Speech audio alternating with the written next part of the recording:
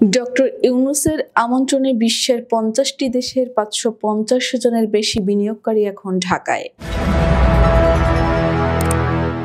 Fascist Awami League সরকারের লাগামহীন লুটপাট, অর্থ পাচার ও দুর্নীতিতে তলাবিহীন ঝুড়িতে পরিণত হয় দেশ। সাবেক স্বৈরাচার গণহত্যাকারী হাসিনা ভারতে পালিয়ে গেলেও তার বিধ্বস্ত করে ফেলে যাওয়া অর্থনীতিকে ঘুরে দাঁড় করানোর বিশাল দায়িত্বভার পড়ে প্রধান উপদেষ্টা ডক্টর মোহাম্মদ ইউনূসের কাঁধে। যখন পতিত স্বৈরাচার অস্থিরতা ও নানামুখী ষড়যন্ত্র করে দেশের অগ্রগতিকে বাধাগ্রস্ত করতে মরিয়া, তখন সেই প্রতিবন্ধকতা মোকাবেলা করে দেশকে এগিয়ে নিতে আন্তর্জাতিক অঙ্গনে লড়তে হচ্ছে তাকে। ৫ আগস্ট পট পরিবর্তনের পর রাজনৈতিক অনিশ্চয়তা ও আইনশৃঙ্খলা পরিস্থিতির কারণে দেশে বিনিয়োগের পরিবেশ বিঘ্নিত হয়। এমন এক প্রেক্ষাপটে বিষয়টিকে চ্যালেঞ্জ হিসেবে গ্রহণ করেন বিশ্বব্যাপী সুপরিচিত ব্যক্তিত্ব প্রধান উপদেষ্টা নোবেলজয়ী ডক্টর মোহাম্মদ ইউনূস। তার সুদক্ষ নেতৃত্বে সারা পৃথিবী বাংলাদেশকে দেখতে যাচ্ছে এক নতুন চোখে, এক নতুন পরিচয়ে। প্রধান উপদেষ্টার আন্তর্জাতিক প্রভাবকে কাজে লাগিয়ে বাংলাদেশের আমন্ত্রণে বিশ্বের ৫০টি দেশের ৫৫০ জনের বেশি বিনিয়োগকারী ও ব্যবসা প্রতিষ্ঠানের প্রতিনিধি এখন ঢাকায়।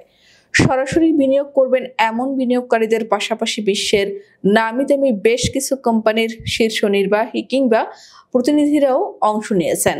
তাদের মধ্যে অন্যতম দুজন হলেন কাপড়ের ব্র্যান্ড জারার মূল সংস্থা ইন্ডিটেক্সের গ্রুপ সিইও বা প্রধান নির্বাহী কর্মকর্তা অস্কার গার্সিয়া মাসেইরাস ও দুবাইয়ের ডিপি ওয়ার্ল্ড গ্রুপের চেয়ারম্যান সুলতান আহমেদ বিন সুলাইমান। বিশ্লেষকরা বলছেন, ডক্টর ইউনূসের আমন্ত্রণে ইতোমধ্যেই বিশ্বের বড় বড় বিনিয়োগকারীরা বাংলাদেশে বিনিয়োগের আগ্রহ দেখাচ্ছেন। চলমান বিনিয়োগ সম্মেলনে বিদেশি বিনিয়োগকারীরা নজিরবিহীনভাবে সাড়া দিয়েছেন। এটা শুধু বাংলাদেশে নয়, উপমহাদেশেও এমন নজির বিরল।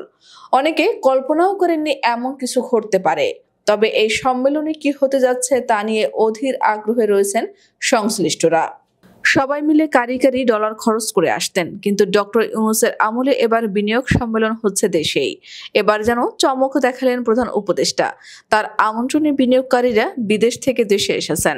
ডক্টর মোহাম্মদ ইউনূসে প্রভাবিত হয়ে ইতোমধ্যে যুক্তরাষ্ট্র, সংযুক্ত আরব আমিরাত, সৌদি আরব সহ বিভিন্ন দেশ বাংলাদেশের বিভিন্ন প্রকল্পে বিনিয়োগের জন্য মুখে আছে।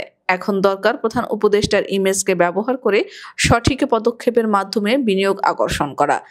৭ থেকে ১০ এপ্রিল ঢাকা ইন্টারকন্টিনেন্টাল হোটেলে শুরু হওয়া এই সম্মেলনের লক্ষ্য বৈশ্বিক বিনিয়োগকারীদের আকৃষ্ট করার পাশাপাশি দেশের ক্রমবর্ধমান অর্থনৈতিক পরিস্থিতি তুলে ধরা। এই সম্মেলন আগামীতে দেশের দীর্ঘমেয়াদী বিনিয়োগ সংযোগ তৈরি করবে বলে আশা করা হচ্ছে। এদিকে ৪ দিনব্যাপী এই আয়োজনের অংশ হিসেবে সোমবার চট্টগ্রামের আনোয়ারা উপজেলার কোরিয়ান রপ্তানি প্রক্রিয়াকরণ অঞ্চল পরিদর্শন করেছেন বিদেশি বিনিয়োগকারীদের বড় একটি প্রতিনিধি দল। বাংলাদেশ বিনিয়োগ সম্মেলন ২০২৫-এর প্রথম দিনে এই কর্মসূচির আয়োজন করে বাংলাদেশ বিনিয়োগ উন্নয়ন কর্তৃপক্ষ। বিডা জানায়, মূলত যারা শিগগিরই শিল্প কারখানা স্থাপনে আগ্রহী তাদের এই সুযোগ করে দেওয়া হয়েছে। এই সফরের মাধ্যমে কোরিয়ান ইপিজেডের বাস্তব চিত্র বিদেশিদের সামনে তুলে ধরা হচ্ছে। চীন, কোরিয়া, জাপান সহ ৪০টি দেশের মোট ৬০ জনের একটি প্রতিনিধি দল এ সফরে অংশগ্রহণ করেছেন। কর্তৃপক্ষের আশা, বেশ কিছু বিদেশি প্রতিষ্ঠান বিনিয়োগ চুক্তি সই করতে পারে এবারের সম্মেলনে।